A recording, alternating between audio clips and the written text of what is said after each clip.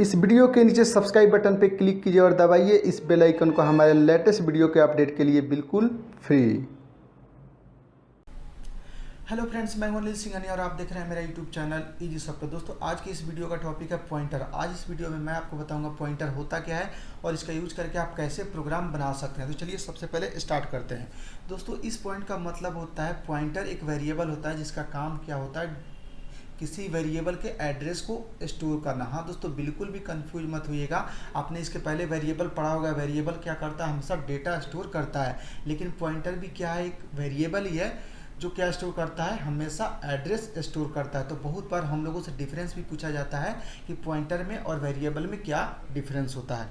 चलिए second point देखते हैं। दोस्तों, इस पॉइंट का मतलब होता है यदि आप इंटीजर टाइप का पॉइंटर बनाते हैं तो वो केवल इंटीजर वेरिएबल का एड्रेस स्टोर करेगा। यदि आप कैरेक्टर टाइप का पॉइंटर बनाते हैं तो वो कैरेक्टर वेरिएबल का एड्रेस स्टोर करेगा। और यदि आप फ्लोट टाइप का पॉइंटर बनाते हैं तो वो केवल फ्लोट वेरिएबल का ही एड्रेस स्टोर करेगा। कभी भी ऐसा पॉसिबल नहीं है कि आप इंटीजर टाइप के पॉइंटर में फ्लोट वेरिएबल का एड्रेस पास कर सके, ऐसा बिल्कुल पॉसिबल नहीं है। चलिए नेक्स्ट पॉइंट देखते हैं दोस्तों कि पॉइंटर बनाते कैसे हैं। दोस्तों, यदि वेरिएबल डिक्लेरेशन के समय किसी वेरिएबल का साथ यदि एस्टेरिस्क साइन यदि आप इस्तेमाल करते हैं तो उस वेरिएबल को हम पॉइंटर वेरिएबल बोलते हैं। जैसे एग्जांपल आप देख सकते हैं यहाँ पे क्या यूज किया है मैंने, इंट ए स्टार एम। तो दोस्तों ए यहाँ पे क्या है, नॉर्मल वेरिएबल है और एम क्या है, पॉइंटर वेरिएबल। क्यों? क्योंकि एम के साथ स्टार सिंबल यूज किया है मैंने। नेक्स्ट पॉइंट है दोस्तों कि किसी भी वेरिएबल का यदि आपको एड्रेस निकालना है तो उस वेरिएबल के पहले आप क्या ऐड कर दीजिए, एम% सिंबल को ऐड कर दीजिए तो उस वेरिएबल का एड्रेस निकल जाता है।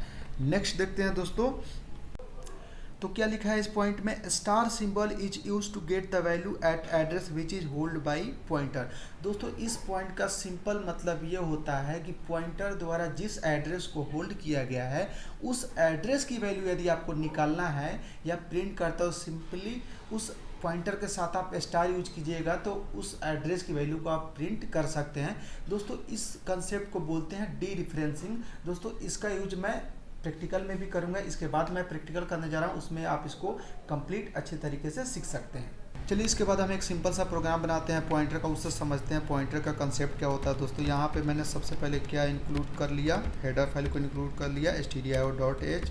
इसके बाद क्या स्टार्ट करते हैं, मेन फंक्शन को स्टार्ट करते हैं, उसके कर्ली ब्रैकेट को ओपन एंड क्लोज करते हैं जो कंपलसरी पार्ट होता है। इसके बाद हमने एक नॉर्मल वेरिएबल ले लिया जिसकी वैल्यू मैंने दे दिया 10। उसके बाद हम एक पॉइंटर बनाते हैं। पॉइंटर कैसे बनाते हैं दोस्तों, स्टार से बनाते हैं। तो पी क्या हो गया, यहाँ पे पॉइंटर है, पी की जगह कुछ भी ले सकते हैं आप। और पॉइंटर में क्या पास कर देते हैं, नॉर्मल वेरिएबल का एड्रेस पास करते हैं। तो ये इतना पार्ट कंपलसरी है। उसके बाद मैंने क्या प्रिंट कर दिया दोस्तों, यहाँ पे /n कर देता हूँ। यहाँ पे मैंने ए की वैल्यू प्रिंट कर दिया। दोस्तों, मैं कॉपी पेस्ट कर दे रहा हूँ ताकि समय बच जाए अपना। उसके बाद सेकेंड लाइन में मैं ए का एड्रेस प्रिंट कर दे रहा हूँ। नेक्स्ट लाइन में मैं पी की वैल्यू प्रिंट कर रहा हूँ।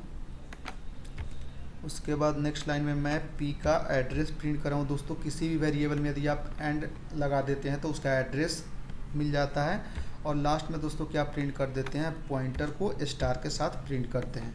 दोस्तों, अभी इसका आउटपुट आप मत देखिए, सबसे पहले इस प्रोग्राम को मैं लाइन बाय लाइन एक्सप्लेन कर देता हूँ, फिर आपको आउटपुट बता दूंगा मैं। तो चलिए सबसे पहले लाइन बाय लाइन इस प्रोग्राम को हम समझ लेते हैं कि प्रोग्राम का मतलब है क्या। तो चलिए सबसे पहले दोस्तों यहाँ पे क्या चलेगा, मेन फंक्शन के बाद सबसे पहला लाइन कौन सा चलेगा दोस्तों, 4th नंबर लाइन चलेगा। तो यहाँ पे एक कौन सा वेरिएबल क्रिएट होगा, ए नाम का वेरिएबल क्रिएट होगा। दोस्तों, मैं वेरिएबल आप लोगों को पढ़ा चुका हूँ। वेरिएबल क्या होता है, एक मेमोरी ब्लॉक होता है जिसका काम क्या रहता है, डेटा को स्टोर करना। तो यहाँ पे एक मेमोरी ब्लॉक बनेगा। इस ब्लॉक का नाम क्या रहेगा दोस्तों, यहाँ पे ए रहेगा क्योंकि वेरिएबल का नाम ए है। उसकी वैल्यू कितनी रहेगी, 10 रहेगी उसकी वैल्यू। और हर मेमोरी ब्लॉक का कुछ ना कुछ एड्रेस होता है। दोस्तों, मैंने क्या ले लिया, 8020। दोस्तों, आप यहाँ पे कुछ भी ले सकते हैं क्योंकि ये फिक्स नहीं है कि 8020 ही आएगा। तो आप दोस्तों अभी तक क्या समझ सके हैं, केवल अभी 4th नंबर लाइन मैंने एक्सप्लेन किया है कि एक मेमोरी ब्लॉक बनेगा जिसका नाम रहेगा ए, उसकी वैल्यू रहेगी 10 और उसका एड्रेस रहेगा 8020। मैं यहाँ पे दोस्तों लिख भी दे रहा हूँ, इसको क्या बोलते हैं, वेरिएबल का नेम बोलते हैं। और ब्लॉक के अंदर होता है उसको हम क्या बोलते हैं, वैल्यू बोलते हैं। और जो नीचे रहता है उसको हम बोलते हैं एड्रेस। आप एड्रेस ऊपर भी लिख सकते हैं दोस्तों, अपने अनुसार आप कुछ भी कर सकते हैं यहाँ पे। चलिए इसके बाद मैं कौन सा लाइन एक्सप्लेन कर रहा हूँ, 5वीं लाइन एक्सप्लेन कर रहा हूँ दोस्तों। यहाँ पर भी क्या क्रिएट हो रहा है, एक पॉइंटर क्रिएट हो रहा है। पॉइंटर भी क्या होता है, एक वेरिएबल होता है। तो वेरिएबल के लिए दोस्तों मैंने क्या बताया, यहाँ पे एक मेमोरी ब्लॉक बनेगा और इस लाइन पे क्या होगा, इस ब्लॉक का नाम रहेगा दोस्तों, क्या रहेगा, पी रहेगा। और देख सकते हैं यहाँ पे 5वीं लाइन पे इसकी वैल्यू अभी कुछ भी नहीं है, तो वैल्यू तो नहीं रहेगी, लेकिन इसका एड्रेस कुछ ना कुछ रहेगा। तो मैंने ले लिया यहाँ पे एड्रेस क्या, 8024 एड्रेस लिया है, आप कुछ भी ले सकते हैं। अब 6 नंबर लाइन को चलाते हैं दोस्तों। यहाँ 6 नंबर लाइन पर आप देख सकते हैं सिंपल सा एक ऑपरेशन हो रहा है कि ए में m% लगा है और उसको हम कहाँ पे पास कर रहे हैं, पी में। दोस्तों इसका सिंपल सा मतलब होता है कि ए का एड्रेस निकलेगा और कहाँ पे पास हो जाएगा, पी में पास हो जाएगा। तो सिंपल सा देख लीजिए दोस्तों, ए का एड्रेस कितना है, 8020। तो 6 नंबर लाइन में अब कहाँ पे पास हो जाएगा, पी में पास हो जाएगा। तो पी की वैल्यू कितनी हो जाएगी, 8020। बहुत सिंपल सा कंसेप्ट है दोस्तों, मैं एक बार और समझा दे रहा हूँ। 6 नंबर लाइन पे हो क्या रहा है, ए का एड्रेस कहाँ पे पास हो जा रहा है, पी में। तो ए का एड्रेस है 8020, वो कहाँ पे पास हो गई, पी की वैल्यू में पास हो गई 8020। अब सिंपल सा इस लाइन पे प्रिंट करके देख लीजिए, ये 7 नंबर लाइन पे क्या प्रिंट हो रहा है दोस्तों, ए की वैल्यू। तो ए की वैल्यू क्या है, यहाँ पे देख सकते हैं ब्लॉक के अंदर ए की वैल्यू कितनी है, 10। तो यहाँ पे क्या प्रिंट हो जाएगा दोस्तों, 10 प्रिंट हो जाएगा।